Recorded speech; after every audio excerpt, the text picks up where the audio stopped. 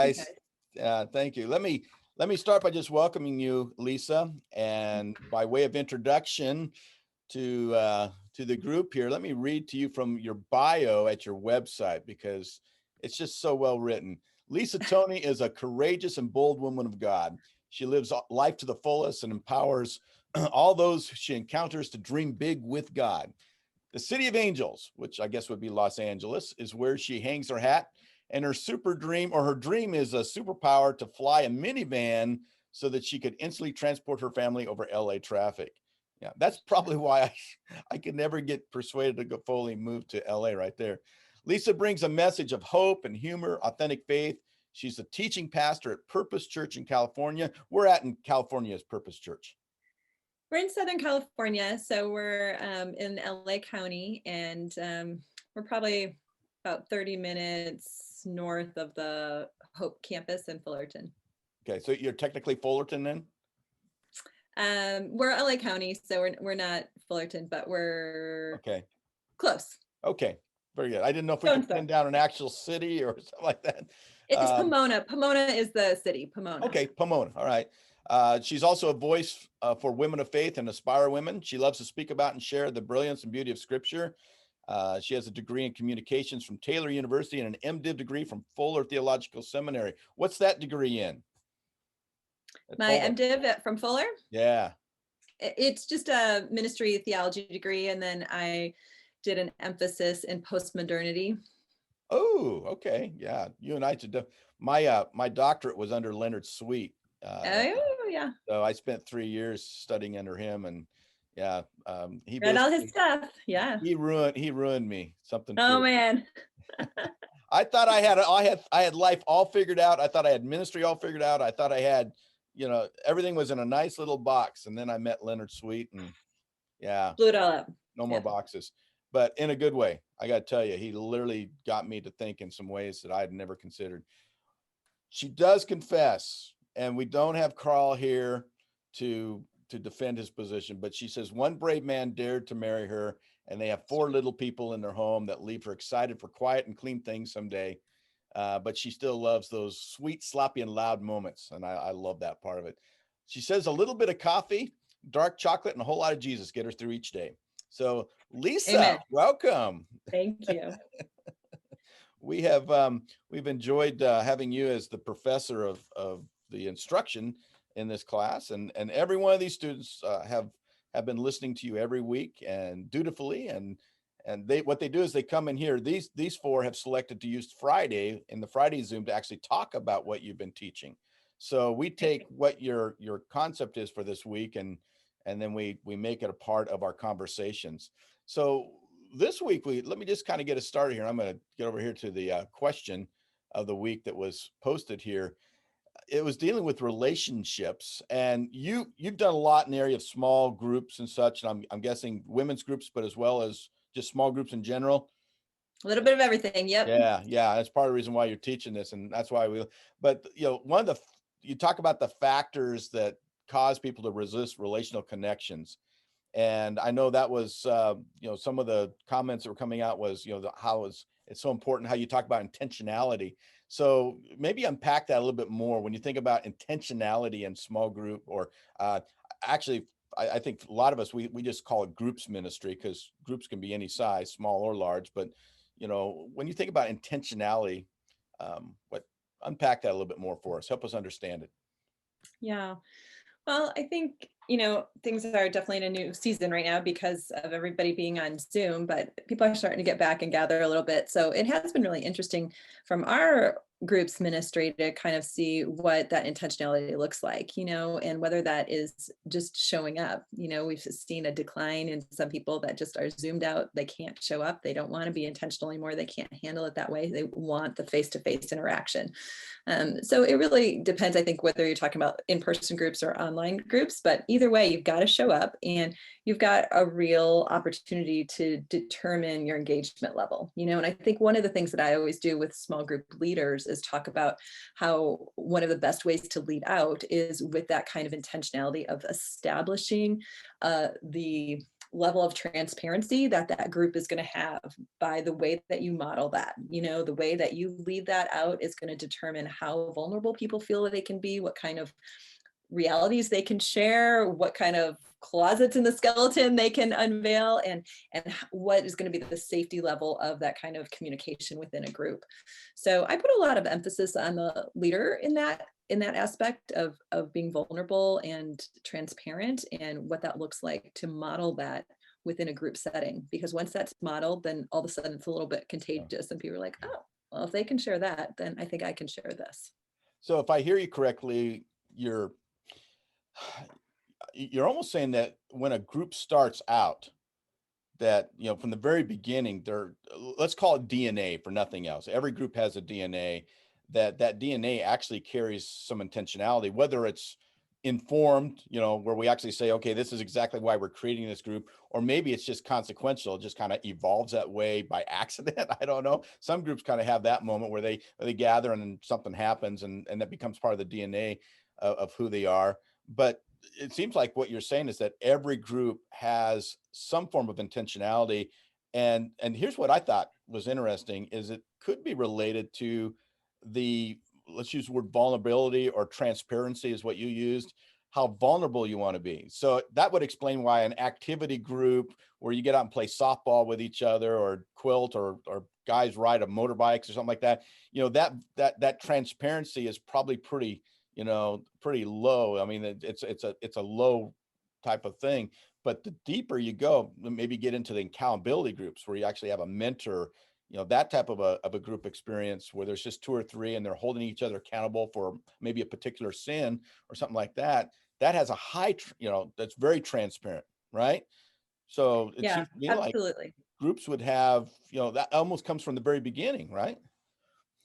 Yeah, and I think that's a really good point, because I think as you are involved with a group ministry, that one of the essential things that you need to do is have different kind of on-ramps of different levels for people, because people have never been involved with groups. Sometimes they're ready to dive in, and sometimes they need a little less vulnerable group to start with, maybe an activity group or a sports group, and then they're like, oh, this is cool, I'm making friends, and that's good. But in terms of, I guess what we would call transformational moments in my context is what we're looking to have as the church. And so, as we start to bring people into Rooted, or, some of the other small group experiences that we offer, we're really trying to set that from the ground level of helping people feel a comfort in that kind of transparency and vulnerability, because people aren't used to that. People Yeah. are used to being much more protective and just putting their best self forward on Instagram, and not being real authentic. And so I think part of groups and our opportunity at the church is to teach people what it means to be transparent and vulnerable, and to be intentional with showing up, and being intentional with checking in with your feelings, your emotions, your gut, what's going on, and having a safe space, a created intentional space to be authentic in that. So kind of a brass tack question. How does that look? I'm assuming, how big is Purpose Church? What's We're your about 5,000. Well, Okay, so it's large. yeah, Yeah. yeah. And, Pre-COVID, we were gathering 5,000. We're not quite there right now, but right. Yeah. you know, When I say big, you'd realize it's a relative term to circumstances. I attend a church of 3,000, yeah, and I can probably, I'm safe in saying, maybe 10% of that population attends a group, a life group or a small yeah. group or whatever. Is that similar to the ratio at your church? And if not, what have you been doing to, I love the intentionality idea that you're bringing this week. I think that's so key here. But how do you do that within a big group? How do you assimilate? I guess this is the question. How do you assimilate people to go from big to small, Right, without right. losing them? Well, we've had a number of different strategies over the years. I think, like many churches, we have or we had been really caught up in kind of the silo ministry of, student ministry is doing their thing, women's ministry is doing their thing, senior ministry is doing their thing, kind of the silo thing. And so we've, over probably the last, I'd say 5 years, been more intentional of trying to get rid of some of the silos and trying to be more intentional about getting everything a little bit more unified, a little bit simpler, simple church, to roll out. So we used to have a stronger model in groups where, we had all different groups. We had activity groups, we had sports groups, we had marriage groups, we had, just you name it. It was like, if you had an interest, let's start that group. And that was our model for a while. And so we had a high participation. If you counted, like we still have Sunday schools that happen for adults. And then we also have small groups. So, and we count all of that. If you're in a Sunday school class, you're still meeting once a week, and it's a teaching model, but it's still a discussion model. So we would count all of that. So, we would say we probably had about 70% of adult engagement in some kind of group model. But over the last few years, we've been really transitioning to simplify things and take everybody through Rooted. And Rooted is our small group experience that is a 10-week experience. And so we've kind of like started where everybody goes through that. And then from there, they go into a life group. So with that, we've had about 1,500 people go through Rooted in the last 3 years. So it's a little bit harder to count now because we count how many people start with Rooted and then they start to form into life groups. So I'm not sure what our numbers are this year with COVID. We haven't really been counting that as much. I like that idea of Rooted.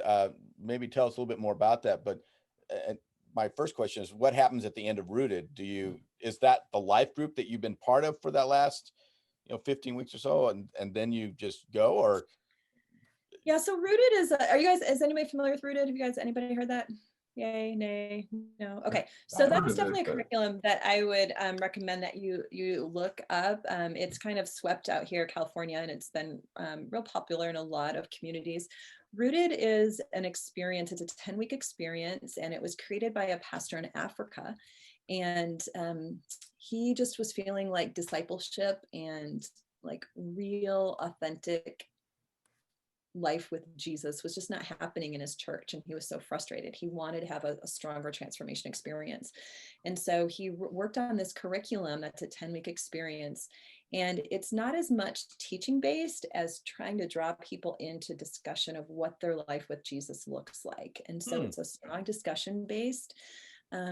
It's a strong kind of trying to bond your group together in friendships. And then there's some experiences, like about a third of the way through, you do a prayer experience together where you spend like a couple of hours praying together and you talk about strongholds that the enemy has on you and you pray. It's kind of like doing spiritual warfare together in a group, which most people in my context have not done before. So it's very new and scary.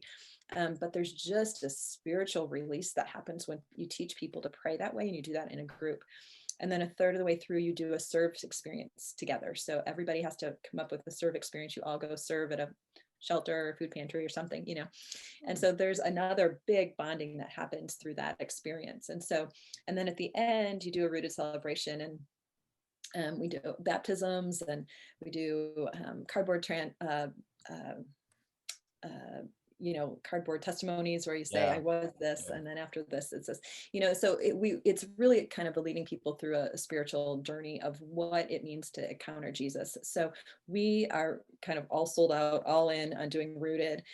And then they've written post curriculums to Rooted, like follow-up curriculums, but it's been harder because that first one is like a primo experience, So now we transition people into life groups from that. And we are kind of going back to, okay, once you've gone through Rooted, you can stay with your Rooted group, become a life group, and then you can do a marriage curriculum, you can do a parenting curriculum.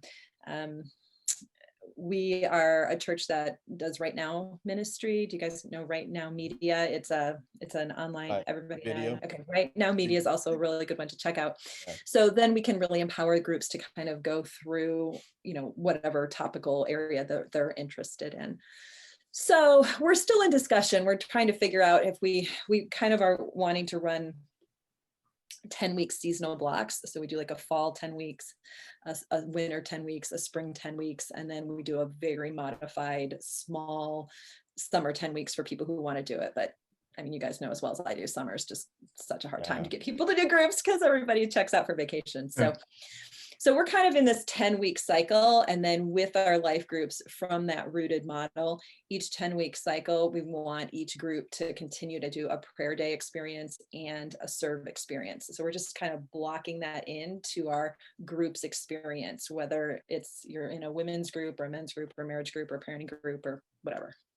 Are your groups then open or closed at that point? Closed. They're closed. Yeah. Mm-hmm. Right. So at the beginning of each 10-week cycle, we'll open new groups. All right. So if you go through the 10-week experience with Rooted, and then you move into a life group, that life group, nobody else can join that life group at that point. It's just those people. I mean, there's always exceptions, right? But for the general principle of it, yes, it is meant to be a closed group, just to build that kind of community and that vulnerability. You're going and for deeper trust. transparency and Yeah, accountability. That makes sense. And that's what we've got all kinds of rule breakers that bring people, but we roll with it. It's okay. Well, not to get too much into my situation here, but a couple of years ago, I went the opposite way. I developed an open concept, and we went from 8 people to 60 people in a little less than 2 years, 4 different groups. We just kept peeling off groups with our newbies, and but it was wearing me out. We just, but it was more of an open concept. So there's always different ways, and that's what I think is good about a grad class like this. And anybody listening to this, it's an opportunity for us to look at different models and see what works. I know a lot of groups even use a hybrid approach to that. I do have a question on Rooted. Did you do Zoom Rooted then? I mean, how did that work during the COVID? Yeah, we did. We just moved groups to online. So we rolled that out, and we actually were really surprised. We had a lot of people participate that hadn't before. And I think people had time, at least initially. We had a huge, as soon as COVID hit and we did our first round, we had a huge increase, and then it's tapered off, as COVID has gone on and people are dealing with Zoom fatigue. But we just ran it online. We did a Zoom webinar for our opening ceremonies, and got everybody into groups, and then whenever they'd have to meet together, we had to alternate it, we had to revise the serve experience and stuff, because there just was less things that people could do, but we still did it. Right. Yeah, you were limited. I could see where serve would be an interesting thing. Yeah.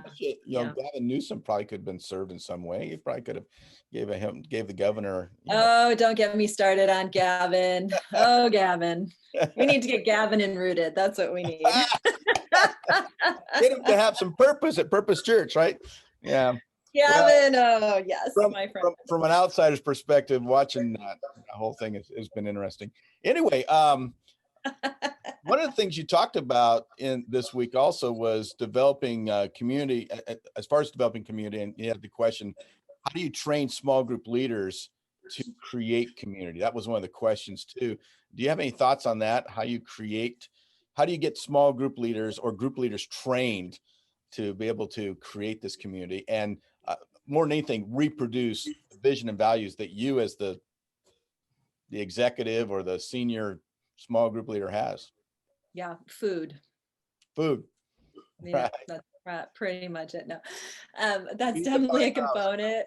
Bribe them with food and good coffee. That's all I got. Yeah. No, I think it's really fun to be able to, it kind of depends on where your group's ministry is, but whenever I'm starting a group, I always try and just really mindfully to kind of target those people that I think would be great leaders and invite them into a group with me. And so that we model it, I think if you can teach those leaders how to be in a group, see a good group, and then to stay intentional with them as you kind of empower them to be group leaders, model what that looks like with them, bring in their ideas and their creativity, and empower them that, the group that I led has these aspects that I want to see played out in our group's ministry, but they are each a unique personality. So they don't have to do it the same way that I do, right? If I bring pizza every week, they can bring donuts, they can kind of, there's some wiggle room in there to change things up a little bit. And so I think part of that, as you lead groups out, is being really clear about what the mission, vision, values are, and that these things are part of our DNA. These are what we need to see in each group. And these are the things that we've got some wiggle room in for your personal preferences and expression, But I think also then it's just really still checking in and being intentional. If you've got a coaching model to coach your leaders, and being able to check in with them and kind of walk through those things, so that you're being intentional of holding them accountable, that the things that are absolutes and essentials are being played out in those groups. Yeah. So have you had the experience that I've had, where, and I'm thinking you go through this rooted experience, you get a group really nice and tight. You've got several great leaders in that group that have really gelled together, and they don't want to leave that group, and they don't have time to start another group. So what do you do there? I mean, that's been a frustration of mine. I've got groups where I've got 2 or 3 great leaders, but I can't get the group to Split up. Yeah. Yeah, I think it's just a combination of encouragement and teaching and prayer. Like, you encourage them that I'm so glad you guys have had such a great group. You guys are amazing. I love this group. You're one of my favorite groups. I can't help but imagine what it would be like if other people got to experience a group like this. And, you just keep casting vision about how great they are and how you want them to multiply that group, rather than, the whole addition thing. You want to do multiplication. So I think part of that is encouragement and casting that vision of what it could be. Having a little bit of patience. I think you do have to have a little bit of patience. I think the leader of the group's ministry is always like, let's multiply these groups. Let's go. We need more groups, right? That's And because I the think senior minister is saying you got to multiply your groups. yeah. No pressure. Yeah. And so I think we've just been really more intentional about having more conversations, just not about the numbers of groups, but the like depth of groups, like transformation. We want to see transformation happen. And we know that does take some time, So, I mean, we're doing the thing you guys are always doing too. We're always begging for more leaders. Like, oh my gosh, new rooted cycle. We need leaders. Who do you know? Who's going to lead a group? We like beg and plead our staff every time to lead a group. I'm like, come on, you guys, love them and leave them, love them and leave them. Got 10 weeks, love them and then leave them and start another group, But that's probably the key, isn't it? Is to have whoever your leader is to start with the mentality that I'm going to build you guys up and then I'm going to leave. And whatever you got left, I mean, if you want to stay a group, I actually told one of my groups that way. I said, listen, I didn't sign in for this to be a group that just stopped growing. We got to this point, we need to actually peel off another group. And since you don't want to do it, I'm going to leave. And they were like, oh, no, we don't want you to leave. Well, I'm going to leave because my vision is to fulfill the Great Commission. And Jesus said, go and make disciples. And, but I've been in groups too, where my goal was to start a new group, stay with them for a year and then go off. And then all of a sudden I love them and I'm invested in them and, they're not ready and I'm not ready. So, then it takes another year and then you're like, okay, now we got to transition this thing. So, I think you do need to have a little bit of flexibility and patience, unless you've got a lead pastor who's like, you can't, you got to keep going. But, we've had enough conversations where we really want our groups to be healthy and to be able to see that kind of life change and discipleship happen. So we've moved a little bit away from the numbers conversation to making sure discipleship's happening. And, and I think if we are being intentional about the way that we're doing church and community and the way we talk about groups, then that's attractive. People are interested when they come into church. They're like, I've never had that before. I mean, I'm part of a couples group where we do marriage discussions. There's 3 of us couples.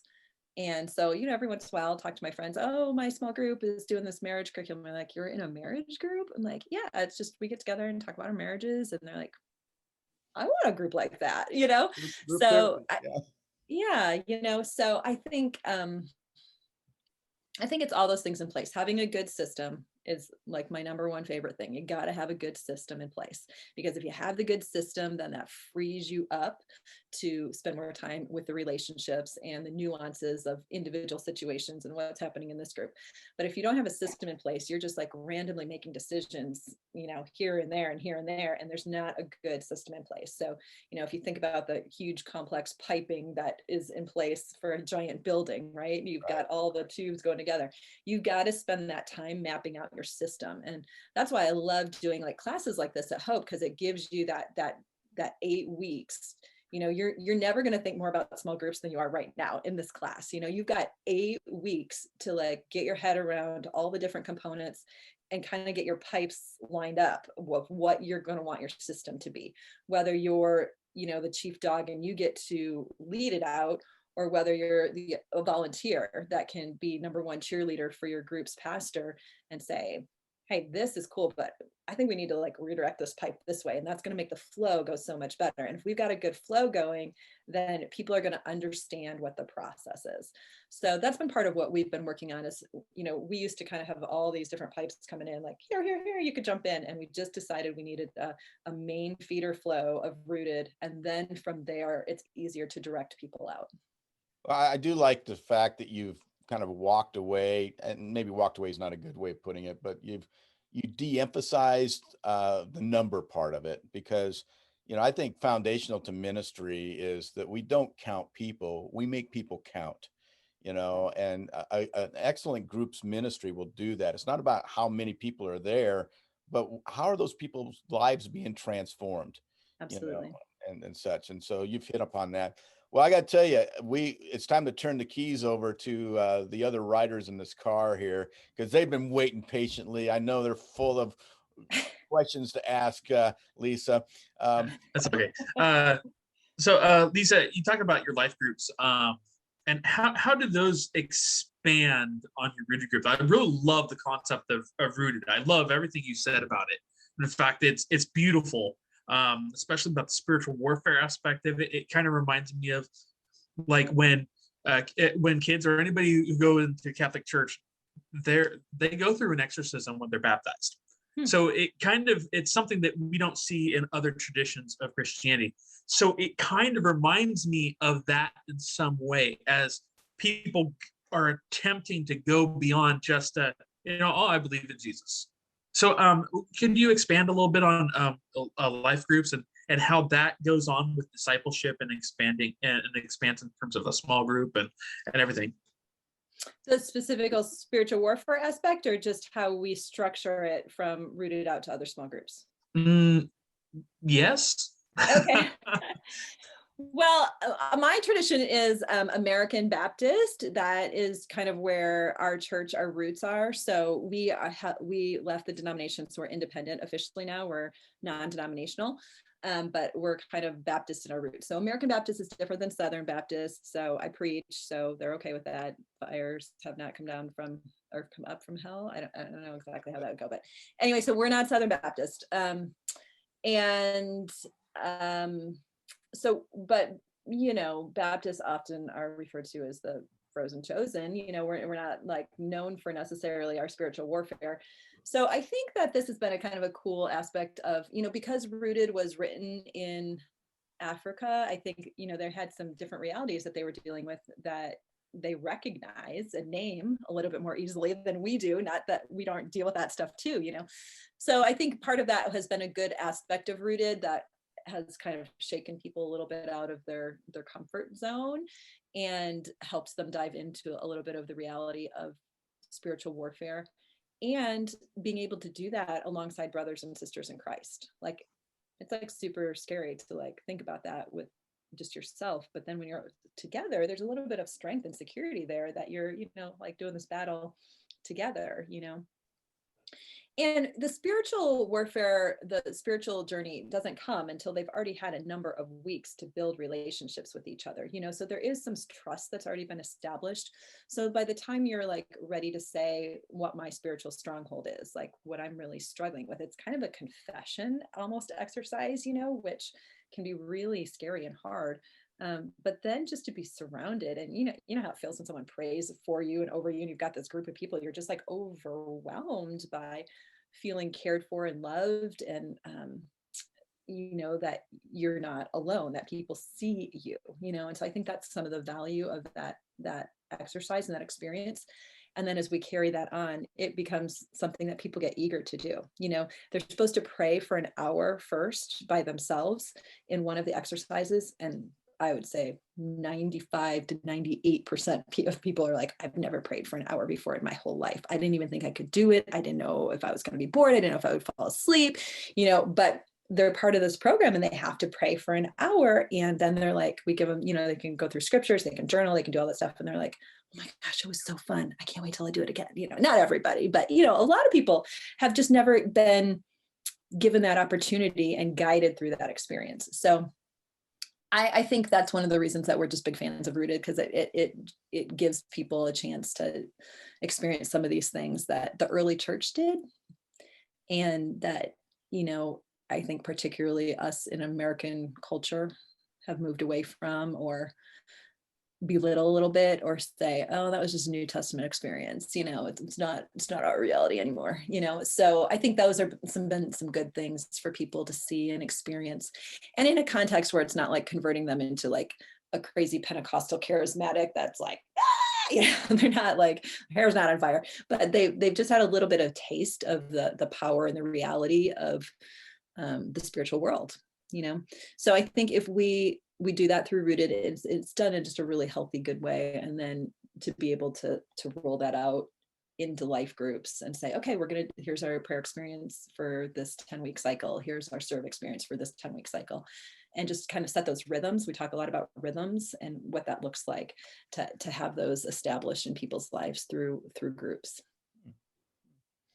Okay, so when you talk about the serving aspect of it, is that where you guys get out and do some practical application to your faith more than just just talk about it?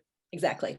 So what we'll do is we'll give them a list of different serve opportunities. So our group's team, we've gathered different things that they can do. So we've got like a food pantry they can go serve with, and we do them kind of in different, like we put like, okay, this is a great opportunity for couples or for families. Like we've got one food shelter that is great for kids to go to. Like they're really kid friendly and they give kids things to do too. So that one's a really popular one because families can serve together. But then we've got like a clothing distribution place that isn't really kid friendly, but they can help with the clothing there. But then we give them other things. Sometimes people decide to do at the homeless shelter area, they can't go.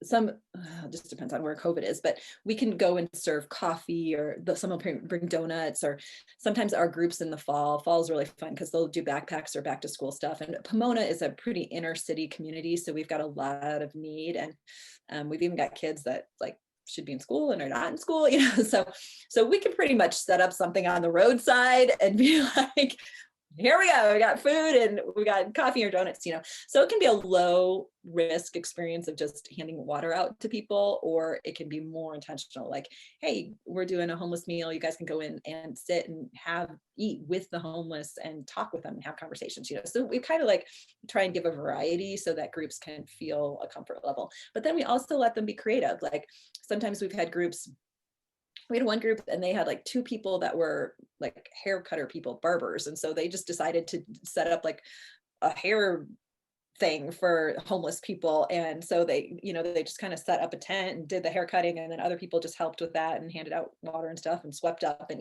so we do allow for some creativity in that too. But then a lot of people just kind of want to plug and play, like, oh, we'll choose that one, or we'll paint a classroom together. So we do like keep work projects open at the church too. So if a crew wants to come in and paint, it's like, woo, win-win service project and something done at the church, right?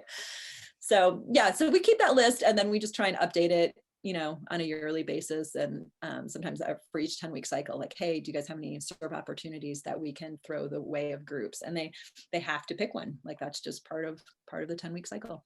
Yeah, I actually think that's a great idea to get a group thinking outward, because what happens with groups is that if you're not careful, they very quickly move inward.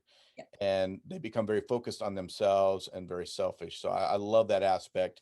It's something that I definitely want to do with my groups too. All right, somebody else. What's another question? Thank you, Dr. Toney. I'm going to call you Dr. Toney. Yeah, thank you, Lisa. That's all right. I'll answer anything. It's fine. Yeah. Trev. All right. So real quick tangent question. Is All American Baptist, did the Southern Baptist split off, or because I worked at a First Baptist church and it was the gay issue, about homosexuality and there not being a definitive, was that one of the reasons? Yeah, well, I mean, originally Baptists were together, and American and Southern Baptists split during the Civil War era, because American Baptists were Northern Baptists and they were abolitionists, and Southern Baptists were not. And so that's where the first split in the denomination happened. So Northern Baptists became a split again, American and Northern Baptists, but they're kind of the abolitionist Baptist. So like MLK Jr. and all those guys, they were Northern Baptists or American Baptists. So then about 10 years ago, 10, 12, 15 years ago now, yeah, so I mean, I think they would say it was over the authority of scripture is kind of where the root is, but I think the catalyst issue was about ordaining homosexuals into the leadership in the church.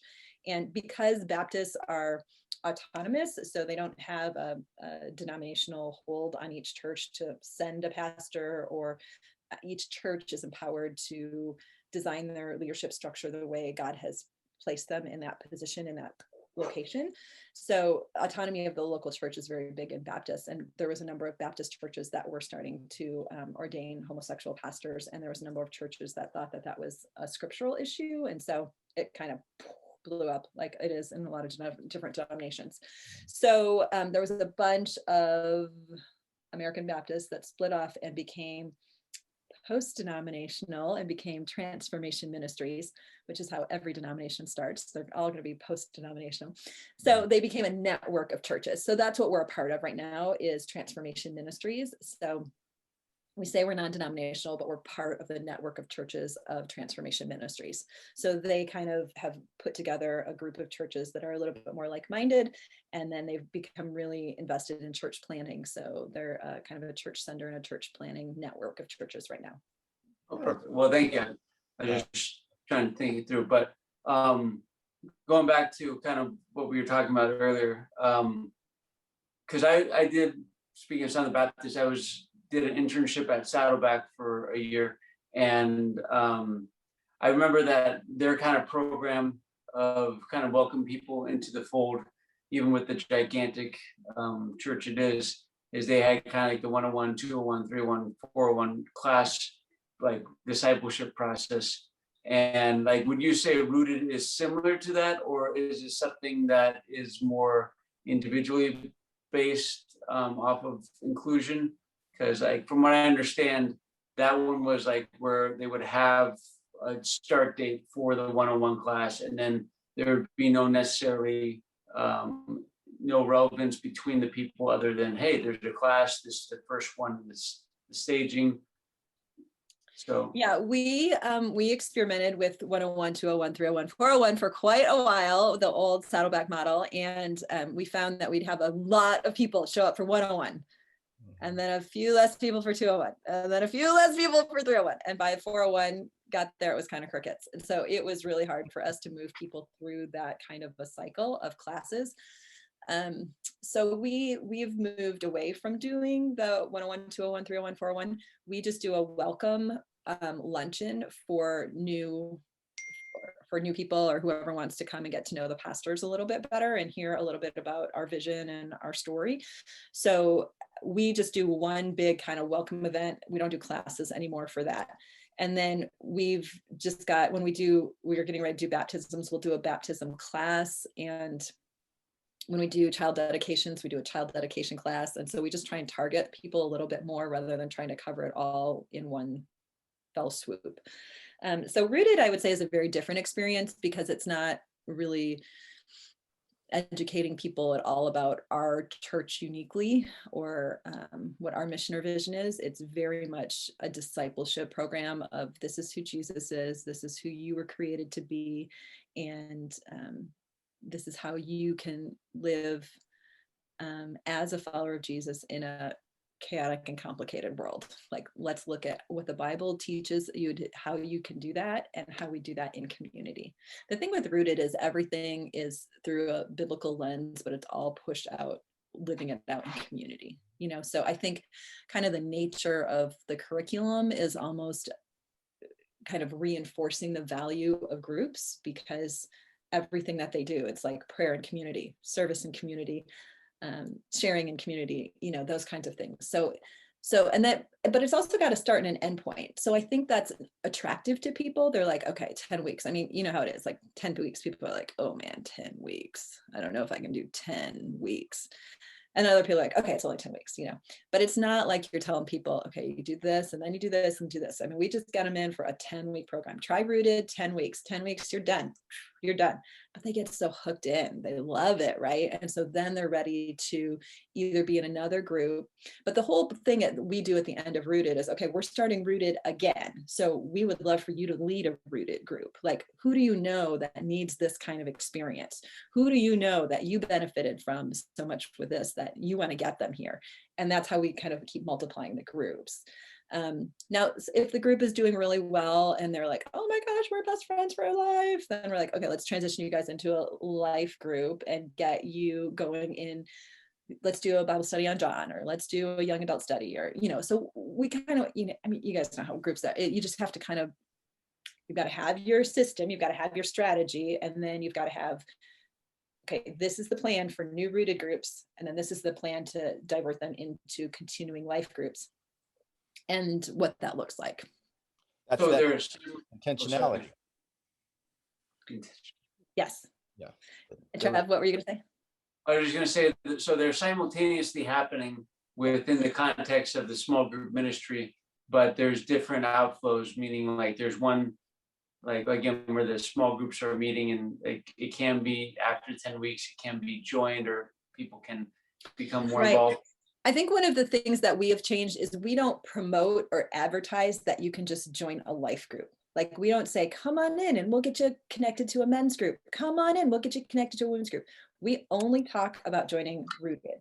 Like, it's all about, if you want to be in a group, come join Rooted, come join Rooted. So it's kind of like the secret code, right? You got to go through Rooted. And then once you've graduated Rooted, we talk about those options. But from the communication standpoint from our church, it is all focused on come to church, meet Jesus, getting Rooted. So that's all people hear up front. And then once they graduate Rooted, it's kind of like a different conversation. Kind of a very simple, this is your next step. Right. Just, come next step. Yeah. And guys, that's key to assimilation in any type of ministry in the church. People have to know what the next step is. Right. So we still have all that. We've got men's groups, we've got women's group, we've got marriage groups, we've got parenting groups, we've got them all, but we don't talk about them anymore until you've gone through Rooted. So, so basically Rooted became the end all of the 101 to 401 problem, because that had the slow dissipation. Yes. If that's a word. And this one had like you said, the beginning and end point. And then what's next would be the next step altogether. Okay. Yeah. Thank you. Yeah. Yeah, thank you. So I mean, it's not everything. I mean, we'll still do an alpha class every once in a while, or we'll throw some other stuff out there, but for the big picture, that's where we're at right now. Well, big picture here is we're getting down to our last 10 minutes here of our session. So we want to get Stephen and Jeff in there. Do you have anything you want to ask Lisa? Looks like Jeff. You guys have both done Rooted, right? Is Seaside doing Rooted or not? You guys haven't? No. Jeff, you're on. We do next steps. Next steps, okay. What challenges have you faced in doing Rooted? Oh, pandemics, quarantine. I mean, I think all the same thing. I think the biggest challenge for us right now is still, pulling those leaders together each round that we do, get enough people to lead, We've been kind of expanding our groups ministry and pulling in more interns, and part of their job is to lead groups. And so that's been a very successful strategy of creating, like, their expectation is they don't get to stay with a group. Like, they are going to lead a new group every 4 times. And so that's been really helpful. We've got 2 or 3 people that we've brought in as interns, not even paid, people that just had a life-changing experience in groups.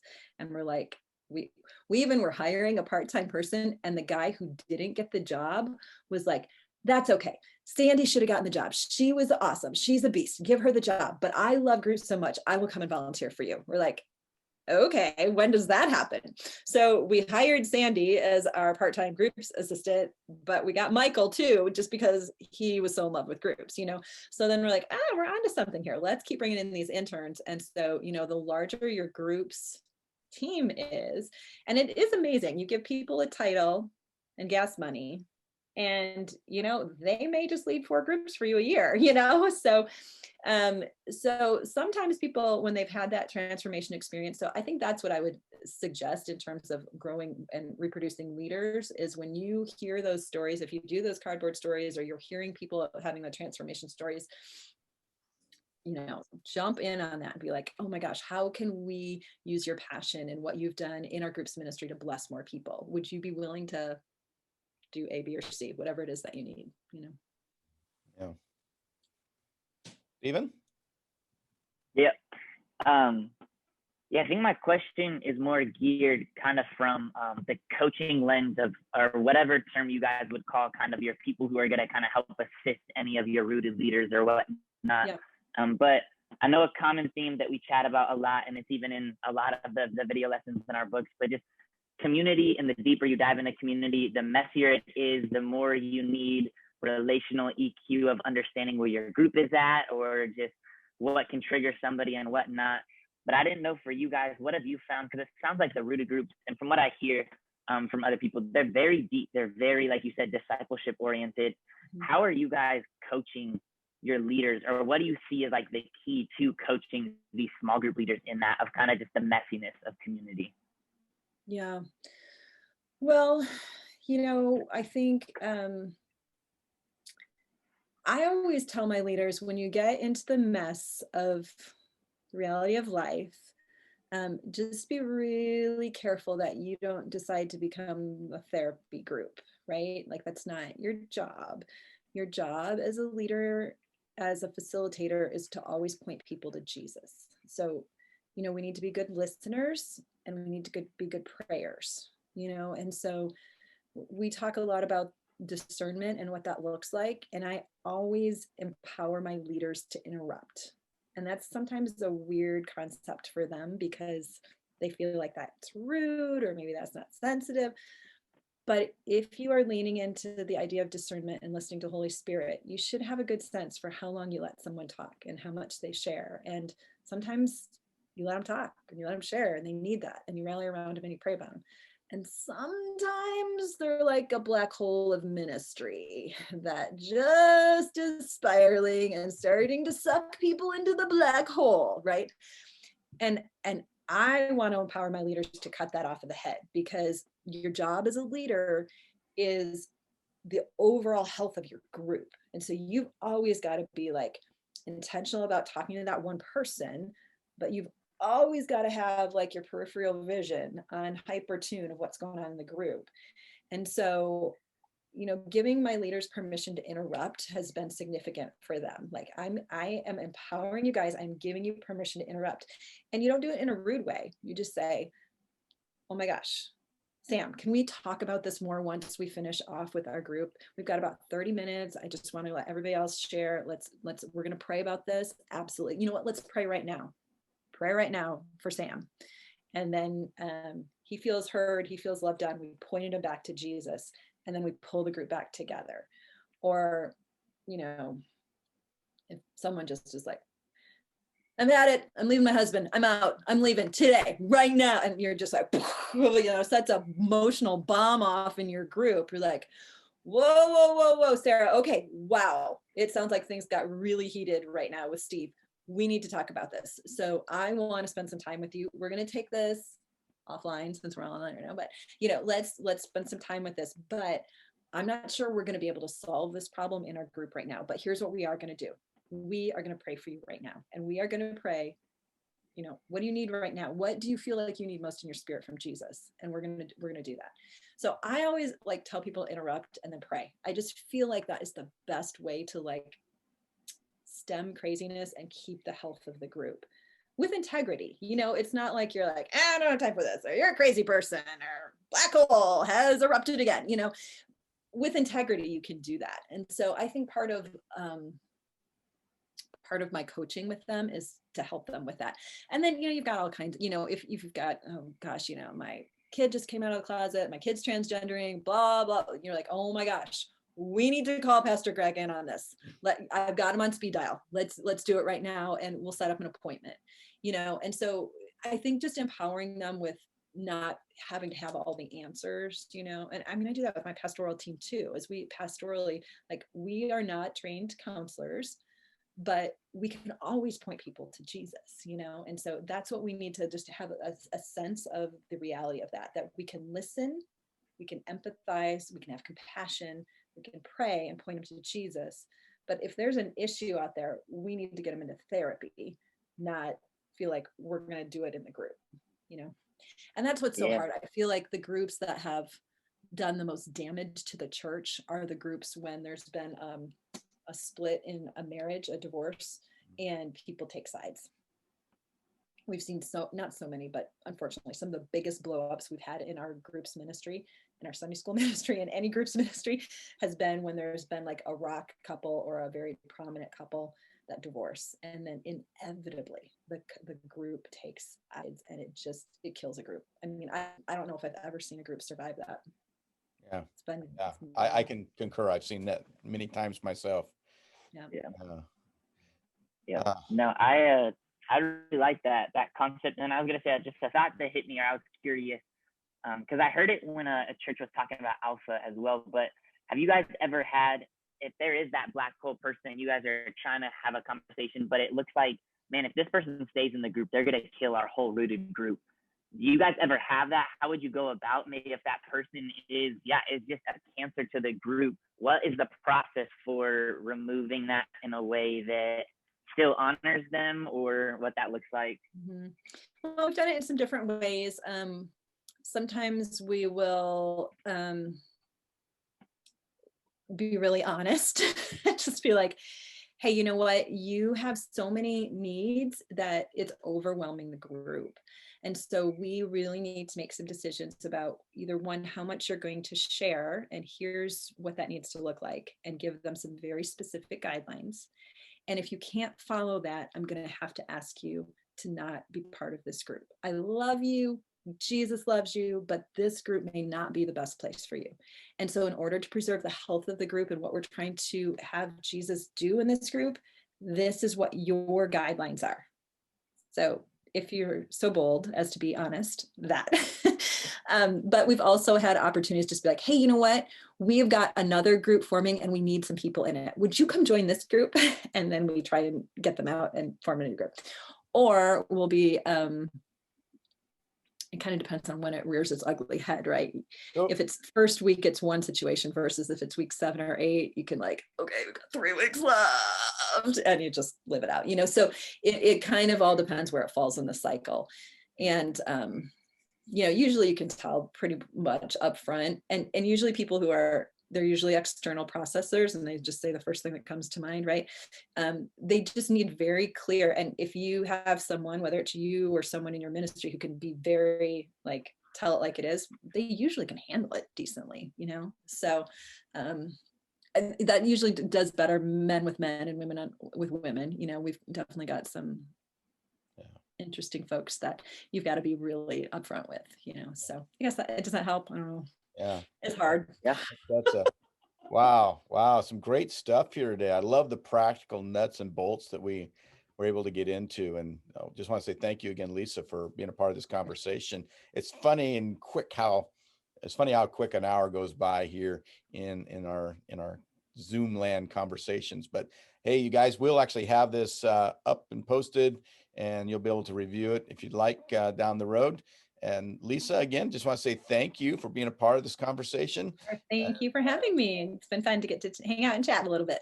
I love that last little piece of advice. I've never thought about taking a toxic person and just taking them out of a group and putting them in a whole new group to be toxic. That's well, what we do is we take all of our toxic people and we put them together. Oh, okay. With a therapist who's leading the group. Oh, that's interesting. Okay. Who is up for it. All right. who lives off of that stuff. Who actually likes that toxicity, huh? Yeah. Yes. Yeah. Okay. So we don't put them in a healthy group. Don't hear me wrong. No, we will create or we create a one-on-one group with a pastor or, so Right. yeah. Right. The key though is, again, don't count the people, make the people count, even the toxic ones, right? So Absolutely. again, thank you very much, Lisa. You guys, you have a blessed weekend, and we'll see you online next week. Take care. Bye, guys. Bye-bye. Lisa. You're welcome.